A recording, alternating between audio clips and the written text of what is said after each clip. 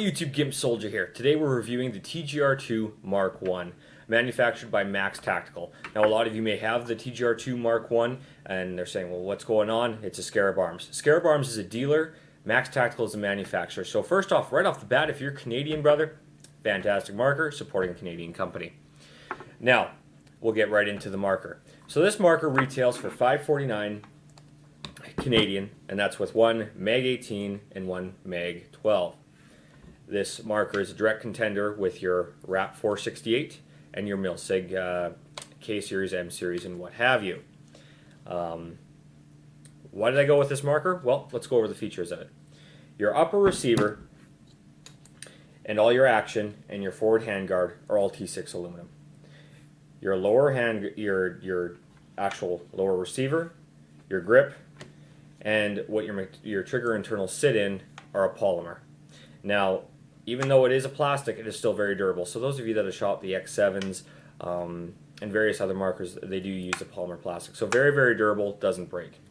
Now, to get into it as well, you're probably wondering, why am I reviewing the Mark 1 when the Mark 2 is out? Well, I'm reviewing the Mark 1 because I've put this through a series of tests. I've abused the living daylights out of it, and I figure if it's going to break within a year, it's not worth reviewing. So this will just give you a better look at what the marker stood up to after a year and really what I think about it. The real nitpick down and dirty about it.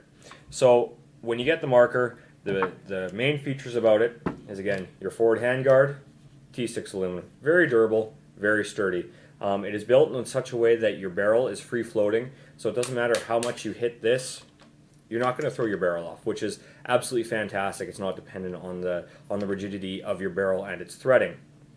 The marker itself is A5 threaded, so any A5s or X7 barrels are going to fit. So there's a wide range out there that you can use, and any of your favorite barrels will fit. Coming back, on the side of the marker, you have a viewport. This allows you to see how much ammunition you have coming into your chamber, whether or not you need to do a tactical reload or not. On doing a tactical reload, just like any mag-fed marker, when you do pull out your magazine, you will lose one ball, but being this has a dual wire detent on either side, you will always maintain a round in your chamber at all times. So even when doing those tactical reloads, if you are up against a heavy OP4 or whatnot, you can depend on having one round on the chamber should you need to use it in any sort of tight situation. The marker is fully ambidextrous, so left and right compatible. Works phenomenal. Issues with the Mark 1 series is if you are a right-handed shooter. When you push on the right hand, the mag catch here would catch on the side of the mag well, not allowing your magazine to hit into place. Now again, for those of you that are going, well, I don't want this marker because of that, the Mark II has changed that. There is a rigid plastic around it, so now you can push this button all day long and it's not going to catch into place.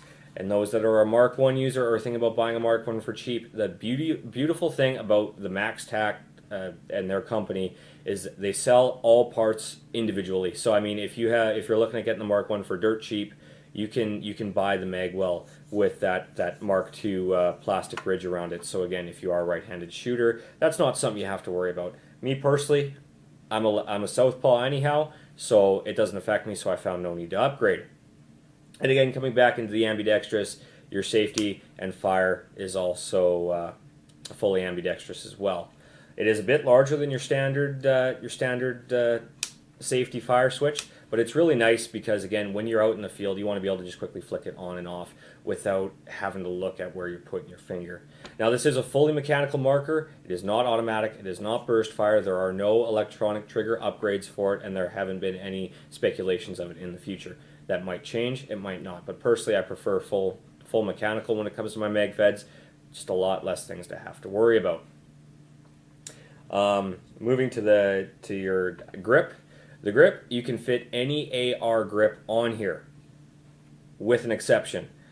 Anything that has this back rubber grommet here for the palm of your hand, this handle's not going to fit all the way. You will see a slight gap in here, and be sure not to force the screw too hard because, again, this is a polymer base. You don't want to strip your screw and then be out of grip. So just make sure when you do get this, you do screw it in only so tight that it does hold. Like, I mean, again, I've been using this Magpul MOE handguard for over a year, and it hasn't broke, it hasn't moved. I haven't had to get new screws for it, so that should be some peace of mind for you.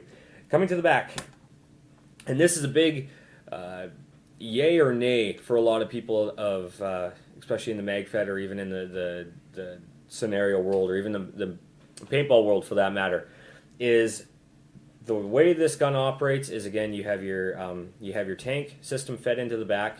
You get 13 cubic inch buttstock, which again isn't a downside. I bought it because I like it that way, but feeding into this, there is no velocity adjustment on this marker. It is done solely through spring tension. Now, keeping in mind, with the new spring kits that they've released, you are getting that 280, 300 foot per second mark. And I mean, even when I first got this, I was shooting at a constant 240, and I really never had any issues. If you're a velocity whore, maybe you'll have a problem with it, but I never have. So it's really give and take, I guess, with what you want with that marker.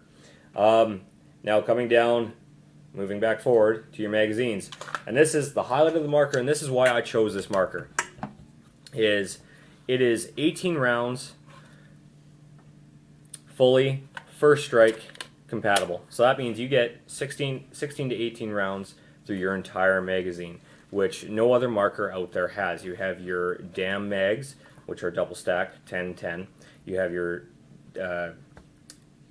D mags, sorry, which again are 10 and 10 double stack or 20 and 20. They got that ridiculously huge one out there. Milsig has a first strike magazine, but again, it is only 10 down the one side, and you're paying $30 for just 10 rounds. So these are $30 per mag, but again, you are getting that full first strike feature. Now, as great as that sounds, to be completely honest, it doesn't fully work. Reason being, you got a nipple on the front of your first strike rounds, and again, trying to feed a circle through a square through a circle doesn't work. We learned that in preschool. So the odd time you will get a jam in here, and it's a royal pain in the butt to try and get out. So what I do, just to avoid jams and just to make it so the game goes a lot more fluid and I enjoy myself a lot more, and I'm not having to clean first strike fin out of my bolt, I load 10 paint and then 10 first strikes. And again, first strikes are really expensive, so it saves on the wallet a lot more. So that's about the massive feature of the mag. And this uses a different collar system. There's no push down, no bearings or anything like that, so you can put these upside down and beat the shit out of them all day long. You're not going to lose paint out of it. Instead, they use a little nipple on the end here that pushes down, that actuates your detent. So you don't need no T-space or anything like that if you're using the fast mag systems or anything like that. So that is a huge plus. These mags are very durable. I've beaten the hell out of them. I still have my original 8 mags that I used since the start of last December. And they haven't broken, they haven't cracked, so that's a massive plus on that end. The internals of the marker use a Spider Venturi bolt system, so it is very linear. You have your bolt strapped to your hammer, which hits your purge. Very, very, very, very, very linear, very simple. Nothing technical about it. Now a lot of people saying, well, the Paradigm Pros and the new Milsigs have the heat core system. Well, great. They have their flaws as well. You have to shoot 10 rounds before you even get a register with your pressure difference, and also it's been known to completely degas as well. So there are some trade-offs with that. But again, being it's very linear, it is very easy to take apart and very easy to fix. So in that regard, it's absolutely fantastic. That's what everybody wants. And again, that is why I chose this marker. Weight-wise, with the tank on the back, it is very, very well balanced, very sturdy. I find it very easy to move around. I don't find it tires me out too much. Very comfortable to hold as well. Being the mag well here, whether it was by accident or by design, is very, very comfortable to hold by your mag. So doing mag changes is really easy. You grab it down into your pouch, grab your new one, up and in. And the mags change is ridiculously smooth. So that is really nice on that end. Another feature about this marker that I like that they kind of updated from what everybody was complaining about with the T68 series is over-racking your charging handle.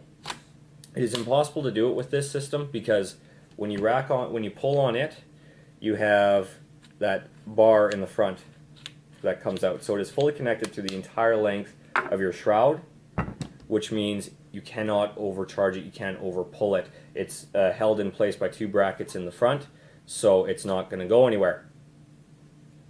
So that's really the down and dirty of the marker. Other than those tiny flaws that I've told you, that is about it. All of them have been rectified, minus the mag. The only I have read on their Facebook Max Tactical's Facebook page that they are looking at doing a twist style magazine. So your first strike rounds do go feed in straight and then twist sideways, so they feed around like your standard paintballs. But again, that's still a prototype. It is yet to be released. But again, I haven't found any issues with loading 10 and 10. Recommended upgrades for this marker, if you are to go out and get it, you do need a riser rail, 20 mil at least. Just again, being you are using a straight carbine stock, you cannot get your mask down low enough to be able to see out of your sights. Other than that, the barrel that comes with it is really good. I use it from time to time. I do have my aftermarket barrels for it. It's easy to mount slings, easy to mount foregrips. Everything with it is very versatile. I all around really love the marker. If you are a 1-point sling guy, this marker is fantastic because it has sling points just like the Scar at the base of the marker. So if you have a D sling that mounts to your D rings on your vest, which I use, this is phenomenal because that way your grip is right at your chest. It's easy to access, and the thing I love about a V-sling is you're screwing around with a lot less strap. Now, there's a lot of people out there that would love to argue with me. If you want to, that's what the comment section is for.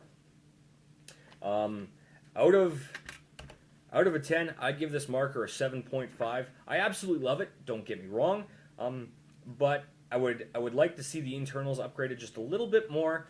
And again, I would love to see that twist mag come out. So again, this came out in such a huge time, and when MagFed is really booming up on the market there, I would like to see some more advanced features. But again, this is a first generation, they really did it right. When people had a complaint, Stephen Rattay of the Canadian division did a phenomenal job of being able to answer any questions, and they'd really got on top of fixing all issues that were present with the marker. It's accurate, it's strong. Again, I've run this thing through water, I've run it through mud, and it works. So in terms of issues, I really have none.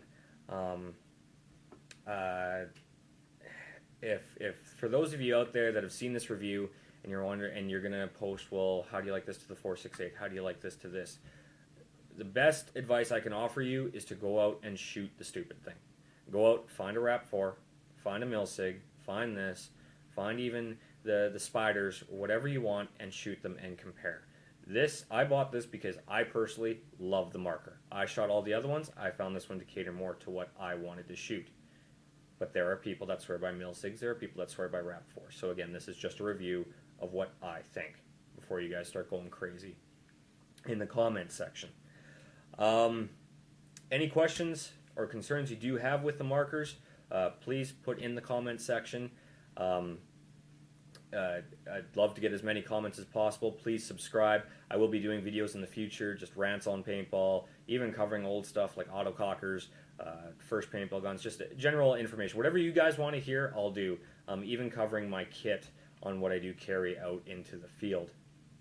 And also, I will show a picture. I have a really special build that I'm just finishing up that I will be doing kind of a review showcase on, and then posting the build online. So that's something to keep in tune for, something to look forward to.